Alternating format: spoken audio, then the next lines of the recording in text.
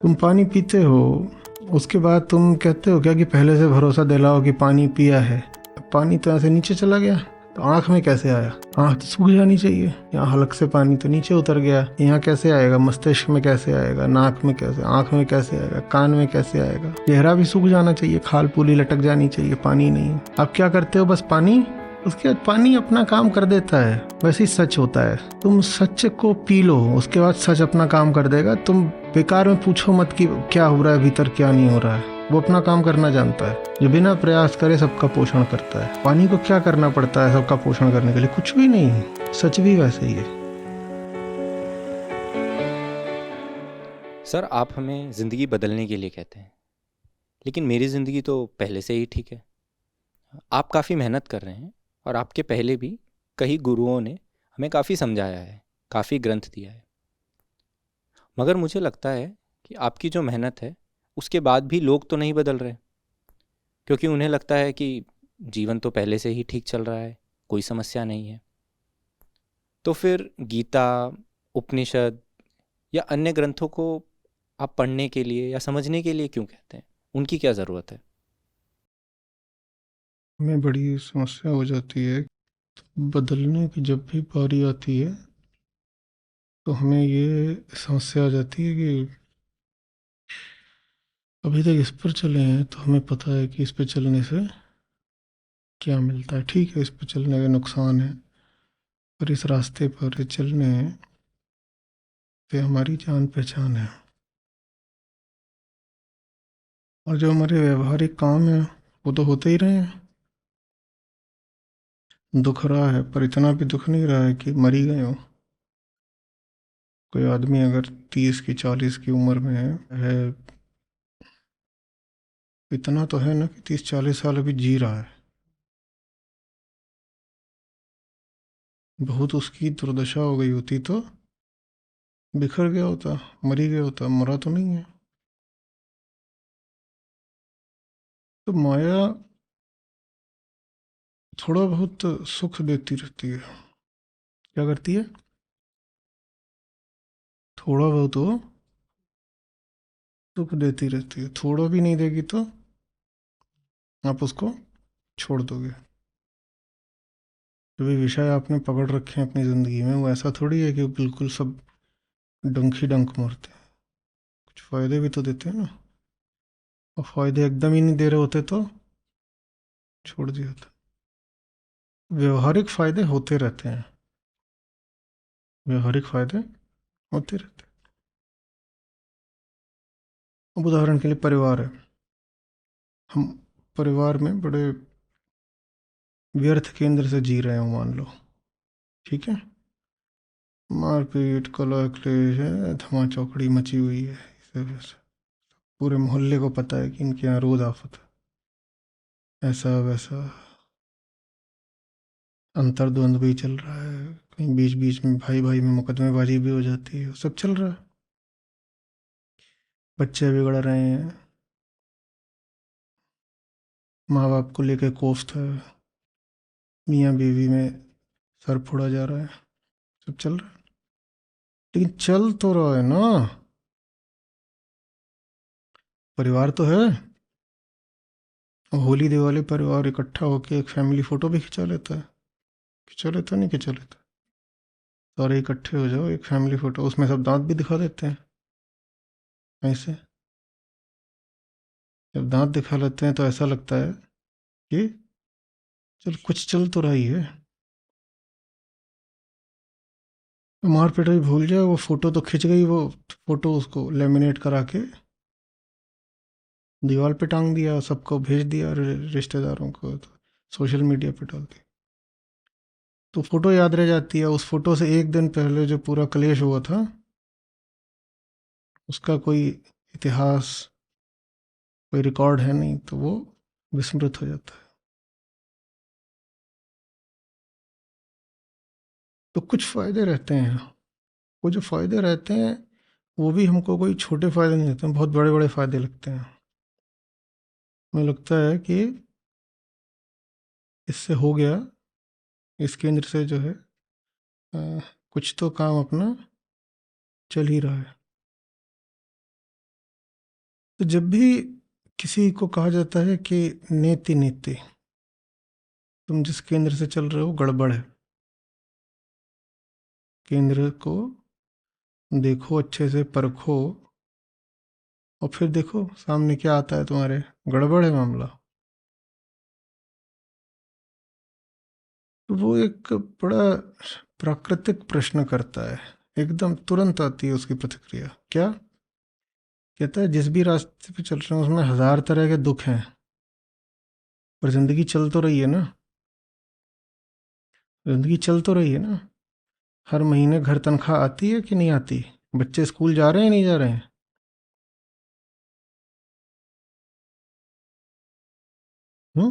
16 साल पहले ब्याह हुआ था, मियाँ बीवी घर में है ना, पूरा कुनबा बिखर तो नहीं गया? और वो होली दिवाली फोटो भी खिंच भी जाती है ना।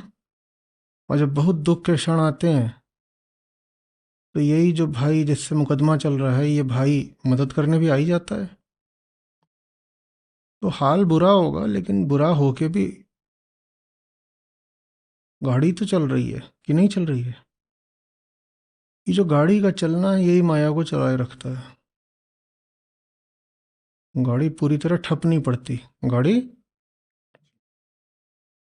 गाड़ी चलती रहती है। और आप अगर बिल्कुल सच्चाई से, सफाई से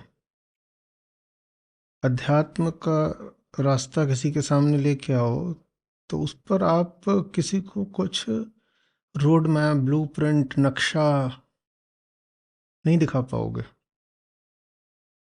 वो कहेगा अभी जैसा भी है, 100 दुख होंगे, 100 लानतें होंगी, पर हमारी दुनिया चल रही है। अच्छा, आप जो अब रास्ता लेके आए हैं कि ये नीति कर दो, वो नीति कर दो, निराशी निर्ममो भव, ये सब जो आप बता रहे हो, इसमें हमको अग्रिम आश्वासन दो, कुछ एडवांस एश्योरेंस, कि गाड़ी जैसी चल रही है कम से कम इतनी चलती रहेगी।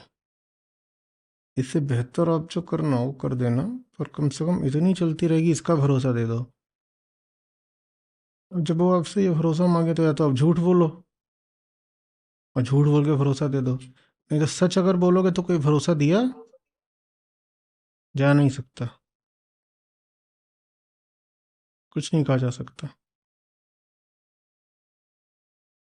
आप बस ये कह सकते हो कि देखो, सच की राह पर जो होता है शुभ ही होता है, पर शुभ के विवरण आप नहीं दे पाओगे। विवरण माने डिटेल्स, स्पेसिफिक्स, वो आप नहीं बता पाओगे। उसके विस्तार में बताओ, एक एक बिंदु साफ साफ बताओ। हम्म। अभी मेरे भाई हैं 3, उनसे प्रतिमाह 6 बार झगड़ा होता है। ये तुम्हारी गीता पढ़ लेंगे उसके बाद कितनी बार होगा?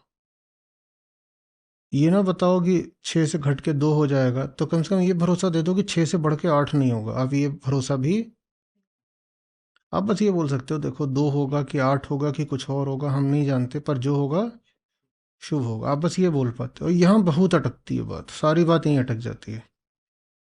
यहाँ पर जो बात है ना, वो बिल्कुल धुंधली हो जाती है, ऑब्सक्योर। और उसको बोलो शुभ होगा, शुभ होगा, तो आप पे जो इल्ज़ाम लगता है उसका नाम भी यही है, ऑब्सक्योरेंटिज्म। वो कहते हैं तुम कुछ साफ साफ नहीं बता रहे, तुम सब कुछ कैसा रख रहे हो, धुंधला, जैसे कोहरा हो, एक धुंध हो।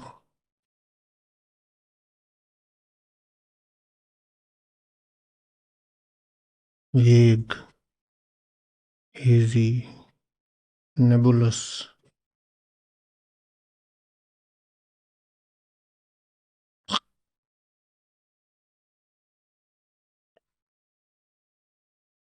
समझ रहे? फिर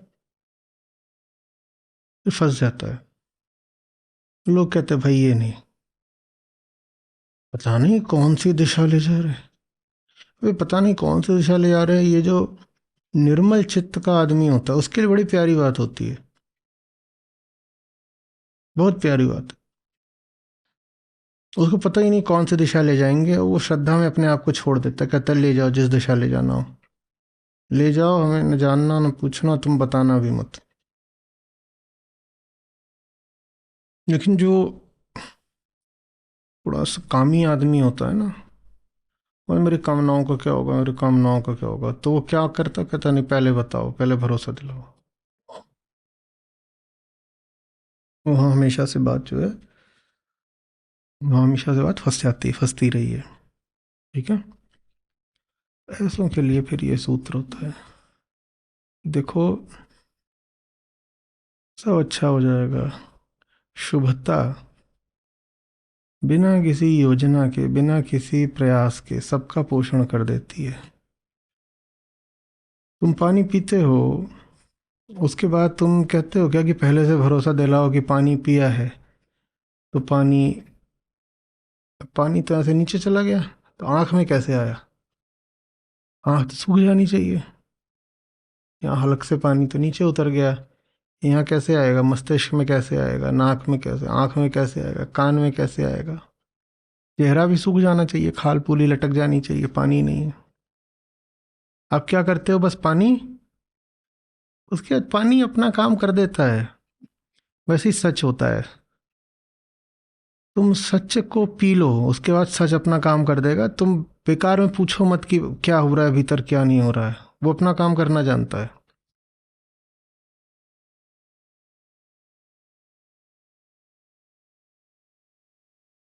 कितनी सुंदर उपमा है, कितनी कितनी सुंदर उपमा, कितनी सहज। वही जैसे बिल्कुल कबीर साहब हो कि सत्य ब्रह्म ताओ, ये जल के समान है, जो बिना प्रयास करे सबका पोषण करता है। पानी को क्या करना पड़ता है सबका पोषण करने के लिए? कुछ भी नहीं। सच भी वैसे ही है।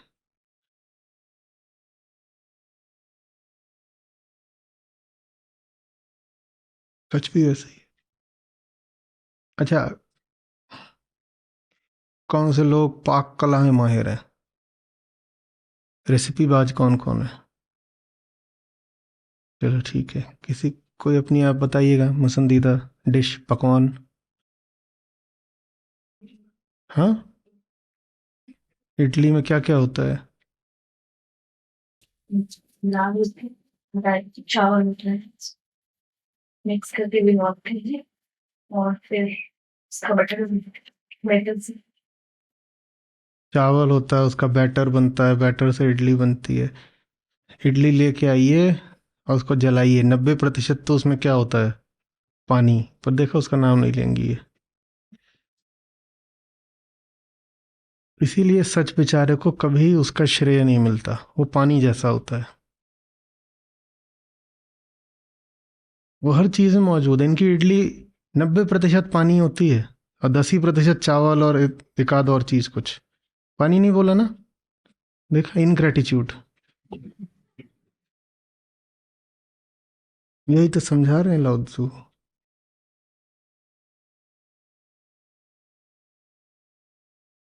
रहीमन पानी रखिए, बिन पानी सब सून।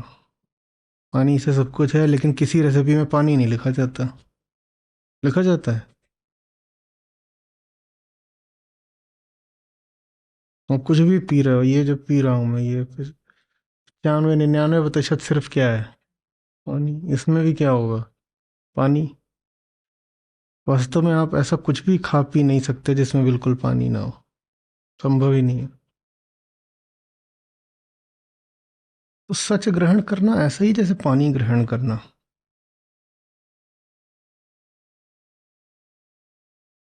वो बुरा नहीं करेगा,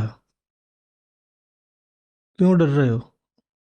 और तुम्हारी व्यवस्था, तुम्हारे सिस्टम में आने के बाद उसको तुम्हारी भलाई कैसे करनी है वो जानता है, क्योंकि उसका और तुम्हारी व्यवस्था का बड़ा प्राचीन नाता है। तुम्हारी व्यवस्था में भी 70% क्या है? क्या है? पानी। ये दोनों जानते हैं। जैसे शरीर को पानी चाहिए, वैसे ही अहम को सत्य चाहिए, ये है। दोनों का बड़ा पुराना नाता है। तुम्हें विचार करने की ज़रूरत नहीं। कोई विचार करता पानी पिए कि नहीं पिए, पिए तो पानी बिना सोचे पी जाओ, और सच भी बिना सोचे पी जाओ। ये मत सोचो कि पानी पिएंगे तो क्या होगा, और ये मत सोचो कि सच पी लिया तो क्या होगा। जो भी होगा शुभ होगा।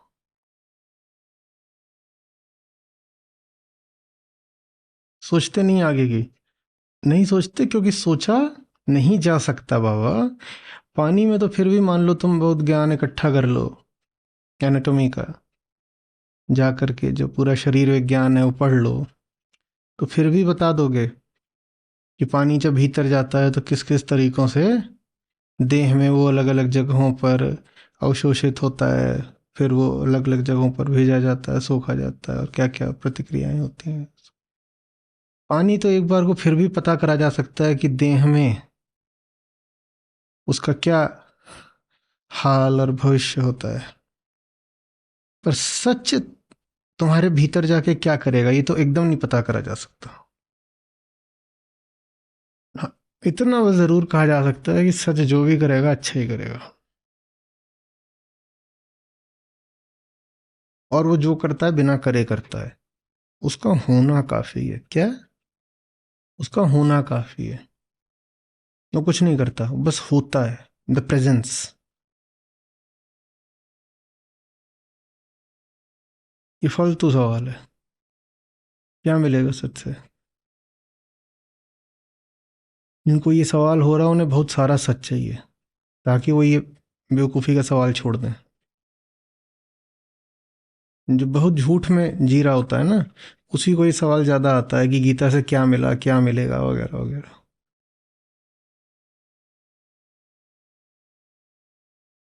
सच का बड़ा एक लक्षण ही होता है कि फिजूल के सवाल उठने बंद हो जाते हैं, एकदम बंद। एक ज़्यादातर हमारे सवाल डर से, अज्ञान से आते हैं। डर अज्ञान कम होने लगता है तो फिजूल वाले सवाल भी कम होने लगते हैं।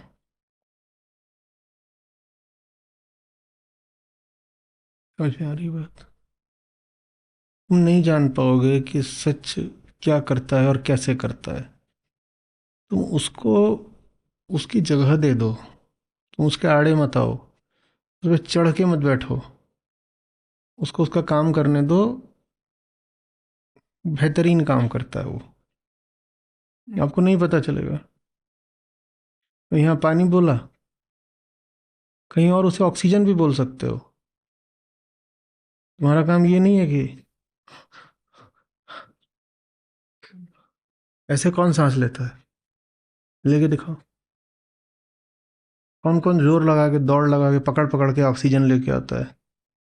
कोई करता है? तुम्हारा काम बस ये है कि ये करना बंद करो।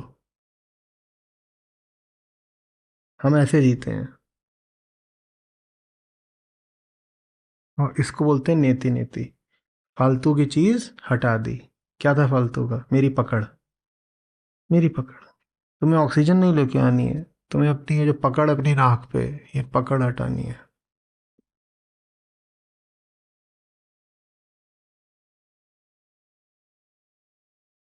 पानी तो फिर भी हाथ से उठा के पीना पड़ता है। ऑक्सीजन तो हाथ से भी नहीं खींच के लानी पड़ती।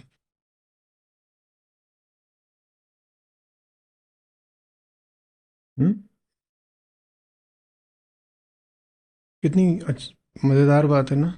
सच को दोनों बोला गया है, अकर्ता भी, अकर्ता, अकर्ता, और करतार भी। ये कैसे हो गया? ये कैसे हो गया? कैसे हो गया? कितने मार्क्स आए तुम्हारे टेस्ट में? मुझे कुछ नहीं पता।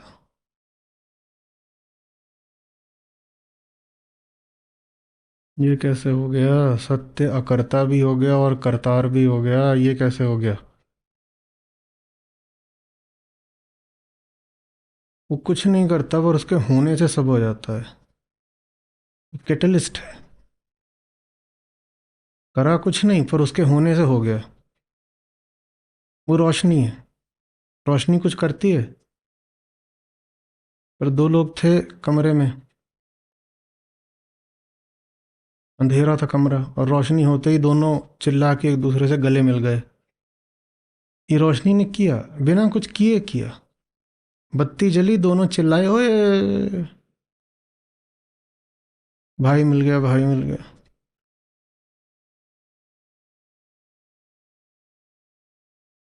वही कुंभ के मेले में खो गया था।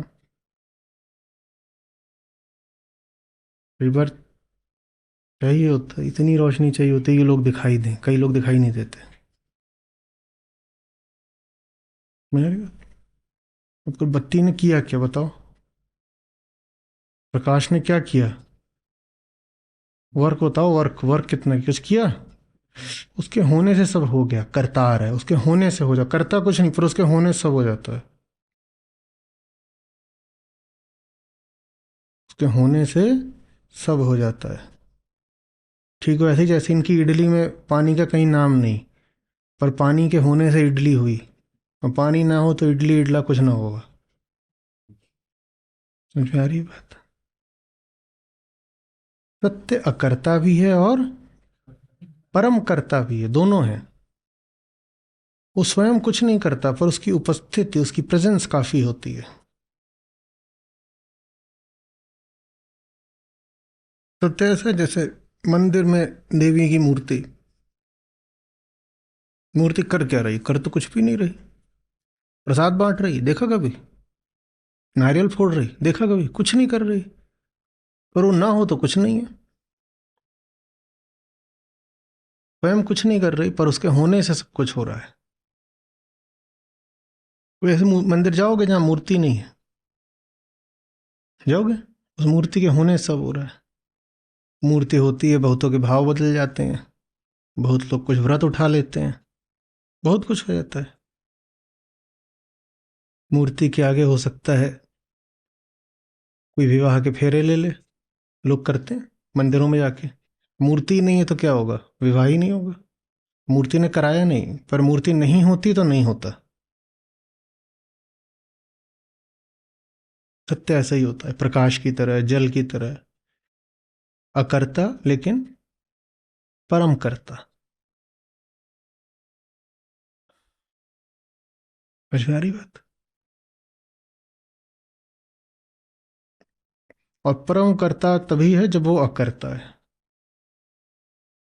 छोटा मोटा जो कर्ता होता है कोई काम पूरा नहीं होता। परम कर्ता के सारे काम पूरे हो जाते हैं, लेकिन परम कर्ता सिर्फ वही है जो अकर्ता है। तो आपको भी अपने सारे काम पूरे करने हैं तो कुछ भी करना छोड़ दो। परम कर्ता वही है जो अकर्ता है। परम कर्ता के ही सारे काम पूरे होते हैं, आपका तो कोई काम पूरा होता नहीं। सारे काम पूरे करने हैं तो कुछ भी करना छोड़ दो, जो कुछ भी करना छोड़ देता है उसका सब होने लग जाता है। समझ आई बात? अहम का केंद्र जिसने छोड़ दिया, सारे काम होने लग जाते हैं। तुम्हारे काम इसलिए नहीं हो रहे कि मेहनत में कमी है, केंद्र में कमी है, जहां से कर रहे हो वही गलत है।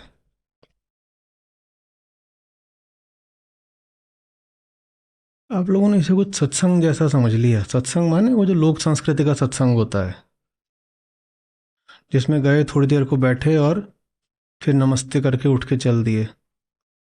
आपने इसको एक यूनिवर्सिटी के रिगरस करिकुलम का सम्मान दिया ही नहीं।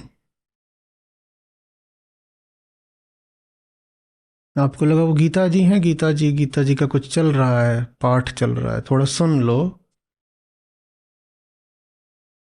आप कितना सुनते हो उसका तो डेटा हमारे पास आ ही जाता है ना। एग्जैक्टली किसने कितने मिनट सुना वो तो मुझे पता ही है।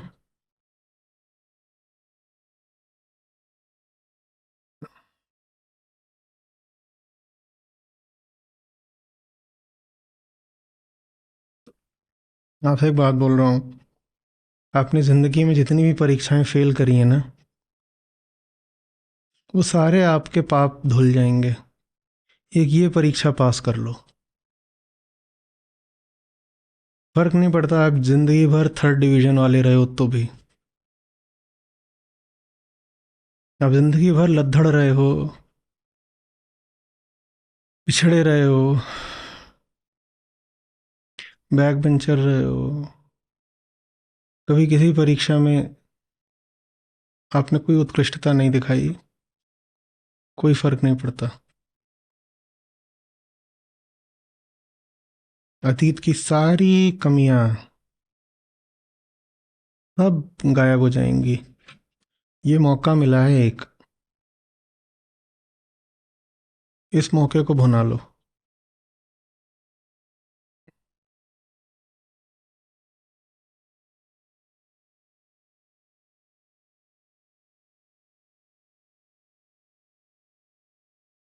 नहीं तो आपका वैसे ही चल रहा है, नदी किनारे मैं खड़ी ज्यों जल मैला होए। मैं लगा हुआ हूँ नदी बहाने में, और सब यहाँ जितने हैं सब खड़े हुए हैं नदी किनारे, और वो आपस में मंत्रणा कर रहे हैं जल पूरी तरह साफ है कि नहीं है, पूरा लें कि नहीं लें। टेस्टिंग करते हैं, टेस्टिंग। कुछ सो रहे हैं नदी किनारे, कुछ कर रहे हैं, किसी ने पानी में बस अपनी एड़ी डाल रखी है।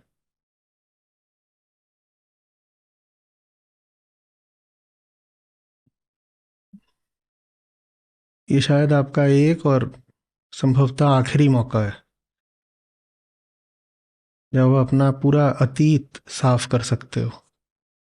कर लो।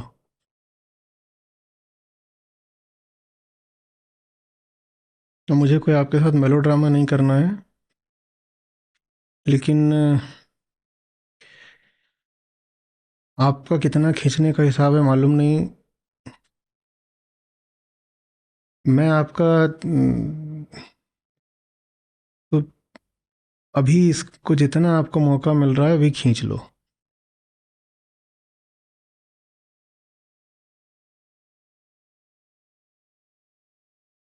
कल किसी ने नहीं देखा है,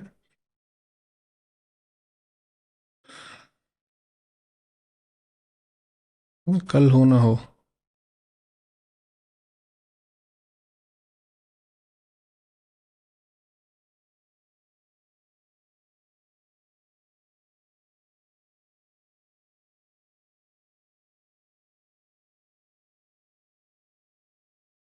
आ रही बात समझ में?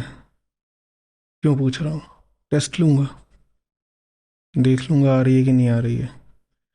बड़ी स्टाइल से आचार्य जी हर सेशन में पूछते रह गए आ रही बात समझ में, और सब ऐसे ऐसे। क्या फ़ायदा ही पूछने से आ रही नहीं आ रही समझ में? मैं तो परीक्षा से पता चलेगा। अब लेंगे परीक्षा, कॉन्टिन्यूस असेसमेंट।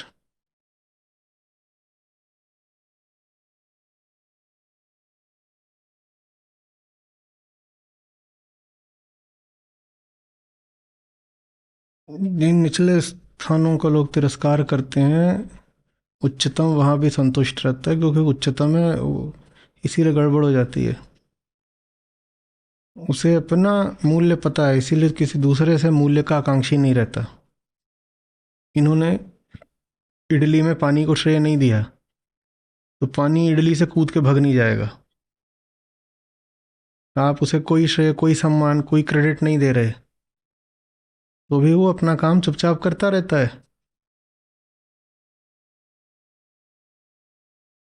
वही पानी जो आप पीते हो, उसी पानी को आप अपना मैला बहाने के लिए भी इस्तेमाल करते हो। पानी मना कर देता है क्या? पानी कहता है क्या कि मुझे अपने सर पे डालो तो ही मैं भला मानूंगा, और तुम मुझे मैला बहाने के लिए इस्तेमाल कर रहे हो ये नहीं चलेगा? पानी कहता है भाई हम क्या हैं ये हम जानते हैं, तो तुम हमें इज्जत दो ना दो हमें कोई फर्क नहीं पड़ता। तो जो उच्चतम है उसकी एक निशानी ये होती है, और उसकी जो निशानी है वो दुनिया की परेशानी है, क्योंकि वो स्वयं तो जाके जो निम्नतम स्थान है वहाँ भी संतुष्ट हो जाता है, लेकिन जब वो निम्नतम स्थान पर भी मौज में बैठ जाता है तो दुनिया को क्या लगता है? वो निम्नतम ही है। दुनिया उसे क्रेडिट देना, सम्मान देना भूल जाती है। आपसे पूछा जाए आपकी फेवरेट ड्रिंक कौन सी है, साहब अपना पसंदीदा पेय पदार्थ बताइए, बताइए बताइए बताइए। अब तो सब बेईमानी हो जाएगी, सब रिग्ड हो गया मामला। मैंने नहीं वो सब पृष्ठभूमि तैयार की होती, तो आप क्या बोलती? आप बताइए सबसे पहले। गन्ने का रस, इन्हें गन्ने का रस चाहिए, पसंदीदा पेय पदार्थ। हाँ भाई, और बताइए, तुमको क्या चाहिए?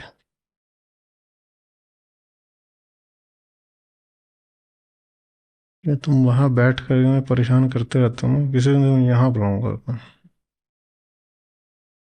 ऐसे बच्चों को तुरंत पकड़ लेता हूँ। क्या पसंद है पीने में, बताओ।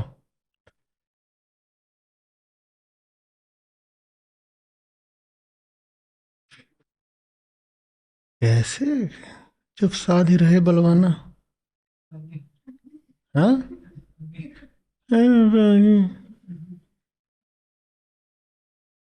समझ गए ना? कोई नहीं बोलेगा ना पानी, बोलेगा? ऐसे पूछा जाए कि अपना फेवरेट ड्रिंक बताओ, तो एक से एक एग्जॉटिक पता नहीं क्या क्या निकाल लाओगे।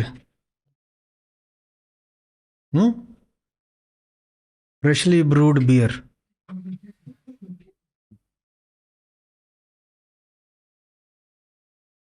पानी जैसी गरीब चीज कौन बोलता है?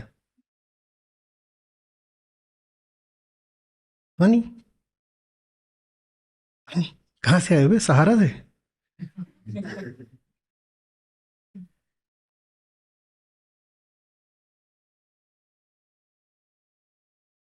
उसे इज्जत नहीं मिलती,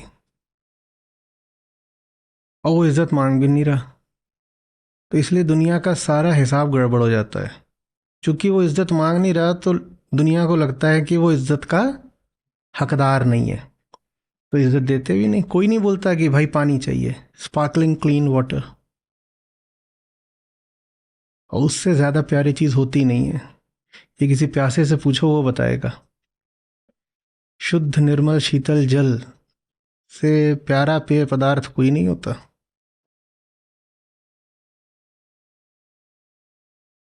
हम्म, गन्ने की रस की कमी के कारण नहीं होगा अगला विश्व युद्ध, और बियर की कमी के कारण भी नहीं होगा, पर फ्रेश वाटर की कमी से अगला विश्व युद्ध हो जाना है। ये है उसकी औकात। पर वो बोलता कुछ नहीं है। सड़क पे कीचड़ पड़ा है, बारिश आ रही है, कीचड़ हो जाएगा। वो कीचड़ क्या है? पानी। पर पानी विद्रोह नहीं करता कि मुझे जैसी जबरदस्त चीज को कीचड़ क्यों बना दिया। वो कहता है ठीक है, पढ़े हैं तो पढ़े।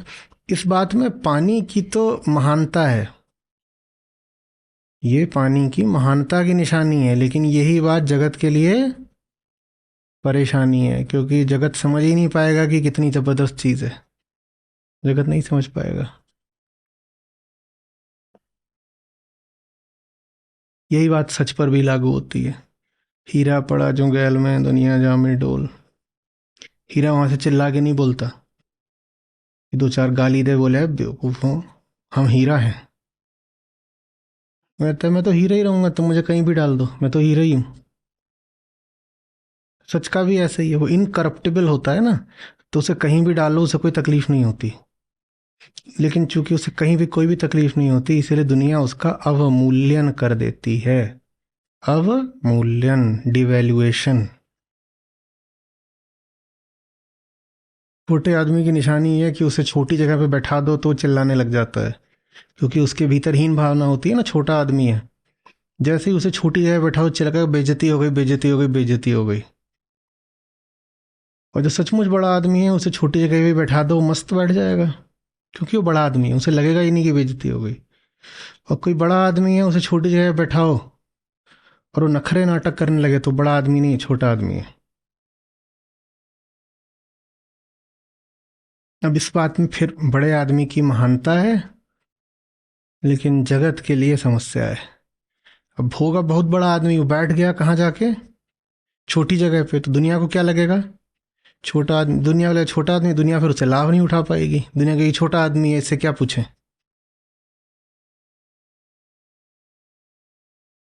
तो फिर इतिहास में क्या रहा? इतिहास में ये रहा कि बुद्ध बड़े आदमी हैं, ये सिद्ध करने का ठेका अशोक ने उठाया। बुद्ध को तो कुछ था ही नहीं, वो तो खुद अपना राजपाट छोड़ के जंगल में पड़े हुए थे। कोई ऐसे ही उनको देखता तो कहता कि ये क्या है, कुछ नहीं, भिखारी, नाम ही रखा था भिक्षु। महावीर को तो ऐसे ही इधर उधर के जो लफंगे थे वो दौड़ा लेते थे। वो कुछ बोले ना तो बोले कि अच्छा तो तुम कुछ बोल ही नहीं सकते, गूंगे बहरे हो, तो लाओ तुम्हारे कान में हम शीशे ही भर देते हैं। तो उनके कानों में जाके चीजें डाल दी। बोले तू तो वैसे ही कुछ बोलता नहीं, मौन रहते थे। बोले ले, ये कौन है? ये राजा राजकुमार लोग हैं, इनके साथ ये बर्ताव हो रहा है। तो फिर जो दूसरे राजा थे उन्होंने संकल्प लिया कि देखो, ये अब उस जगह पहुंच चुके हैं जहां ये अपने मुंह से अपनी बड़ाई नहीं करेंगे, ना अपने लिए कोई इज्जत का ओहदा स्थान मांगेंगे। तो अब ये जिम्मेदारी हमारी है कि हम इनको दुनिया तक पहुंचाएं।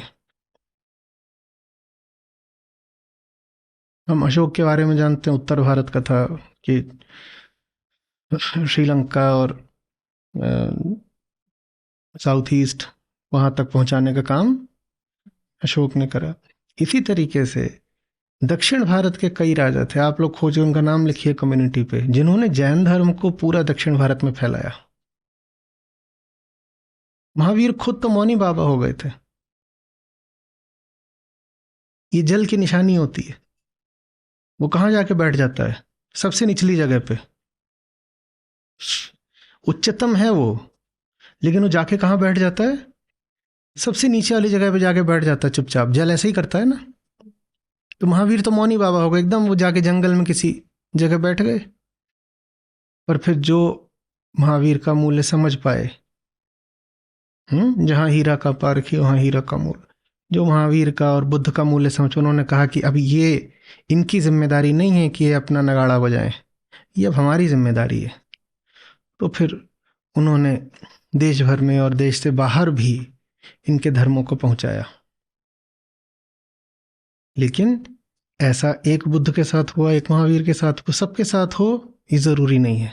इसलिए कह रहा हूं कि जो चीज़ पानी की महानता की निशानी है वो जगत की परेशानी है। न जाने कितने बुद्ध, कितने महावीर खो गए, क्योंकि उनमें विनम्रता थी, क्योंकि वो अपना नगाड़ा खुद नहीं बजा सकते। तो दुनिया को लगा ऐसे ही साधारण आदमी है, इनका क्या हम सम्मान करें, इनकी बात क्यों सुने। एक बुद्ध एक महावीर का नाम भी हम इसीलिए ले पा रहे हैं क्योंकि वो किसी के माध्यम से प्रसिद्ध हो पाए। उनके नाम हमें कैसे पता चले जो प्रसिद्ध हो ही नहीं पाए? वो तो इतिहास में खो गए। समझ में आ रही बात है? जिन निचले स्थानों का लोग तिरस्कार करते हैं, जो उच्चतम है वहां भी संतुष्ट रहता है।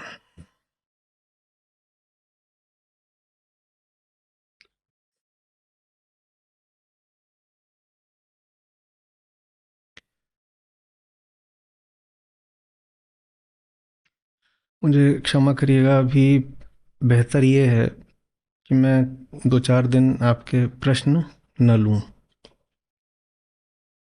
क्योंकि आप लोगों का जैसा गीता में टेस्ट में प्रदर्शन रहा है, अभी तो आप आगे के सवाल क्या पूछेंगे? अभी तो जो मैंने पीछे बातें बोली हैं आप उनको ही 100 बार सुनिए। तो एक ये बात हुई। दूसरा, शायद ज़रूरी है कि थोड़ा सा गले को देखा जाए। है ब्लीडिंग, तो अभी 2-4 दिन में आपके सवाल नहीं लूँगा। और जिन्होंने आज सत्र सुना भी है वो जाके रिकॉर्डिंग सुनिए, कई बार सुनिए। हो सकता है आज और कल का ही जो सत्र है मैं इसका ही टेस्ट ले लूँ आपका। मेरे लिए भी एक धक्के की बात है जो मैंने आपके अभी मार्क्स देखे हैं। धक्का नहीं, मैंने पहले बोला सदमा। मैं आपके लिए ही जान दिए दे रहा हूँ और आपकी हालत है तो मुझे कैसा लग रहा होगा। तो अब मैं दूसरी एक्सट्रीम पर जाना चाहता हूँ। मैं चाहता हूँ कि हर दूसरे दूसरे तीसरे रोज़ आपकी परीक्षा हो।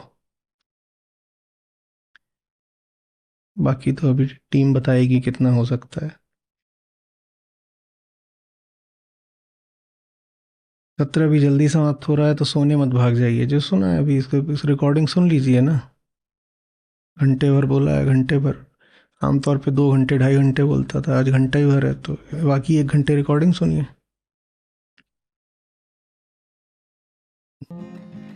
घाटे पानी सब भरे, अब घट भरे न कोय। घाटे पानी सब भरे, अब घट भरे न कोय।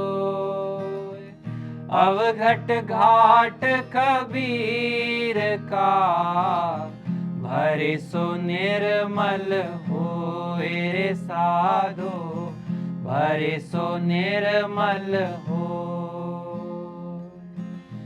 छिन्हि चढ़े छिन्न उतरे, सो तो प्रेम न होय।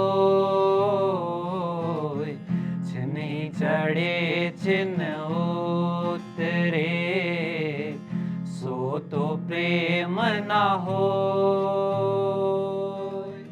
अघट प्रेम पिंजर बसे, प्रेम कहावे सोए रे साधो, प्रेम कहावे सो।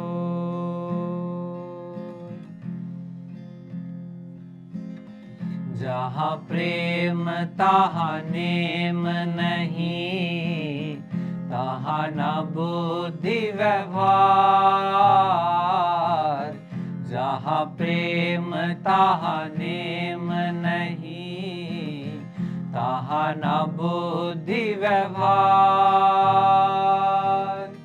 प्रेम मगन जब मन भया, कौन गिने तिथिवार रे साधो, कौन गिने तिथिवार। राम बुलावा भेजिया, दिया कबीरा रोय। राम बुलावा भेजिया, दिया कबीरा रोय। जो सुख साधु संग में, सो वैकुंठ न होए रे साधो, सो वैकुंठ न हो।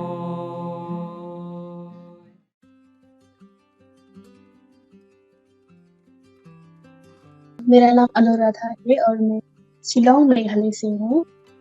आचार्य जी से मैं 2023 से सुन रही हूँ यूट्यूब से, और 2024 से लाइव सेशन से जुड़ी हूँ।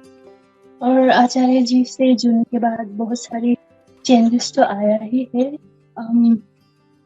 फॉर एग्जाम्पल कि पहले मैं वेजिटेरियन थी, ज़्यादा मिल्क प्रोडक्ट और ये जो डायरी इंडस्ट्री का जो ये एक्सप्लॉयटेशन ऑफ एनिमल्स है उसके बारे में पता नहीं था। उसके बाद आचार्य जी से सुनने के बाद मैंने रिसर्च भी किया, तो वहाँ से पता चला कि कैसे एक्सप्लॉयटेशन होता है एनिमल्स के साथ। तो उसके बाद मैंने जो मिल्क है उसको छोड़ दिया खाना, और जो भी मिल्क प्रोडक्ट है उसको मैंने छोड़ दिया। तो अभी से मैं वीगन हूँ। और पहले पढ़ाई में जो फोकस करने में डिफिकल्टी होता था, अभी वो नहीं होता। एक अंदर का जो ये एक फोकस है वो है कि हाँ फोकस है लाइफ में, और जो डीकटलिंग है, ये अननेसेसरी चीजों के बारे में सोचना वो नहीं है, माइंड फोकस रहता है। और उसके बाद जैसे कि पहले मैं मोटी थी, 62 kg थी। आचार्य जी को सुनने के बाद मैंने जिम ज्वाइन किया, अभी मैं 56 kg की हूँ, तो वो अच्छी बात है। और हाँ म्यूजिक क्लास ज्वाइन कर लिया आचार्य जी को सुनने के बाद। तो हाँ ये सारी चेंजेस है, और चेंजेस तो बहुत सारी भी है, बट ये सारी चेंजेस है। और आज के सत्र से ये सीखा कि जो आचार्य जी ने समझाया, एक्चुअली हम लोग तो मशीन है और मशीन की तरह ही पैटर्न में चलते हैं कि उठा ये किया वो किया, कुछ भी चीज अलग नहीं होता है। जैसे आचार्य जी ने बोला कि पास में भी हम वही है और प्रेजेंट में भी जो है वही निकालने की हम लोग फंक्शन करते हैं। तो अच्छी बात पता चला। तो लास्ट में एक दोहा गाना चाहूंगी। पीले प्याला हुए मतवाला, पीले प्याला हुए मतवाला, प्याला प्रेम हरि रस तारे। Thank you so much.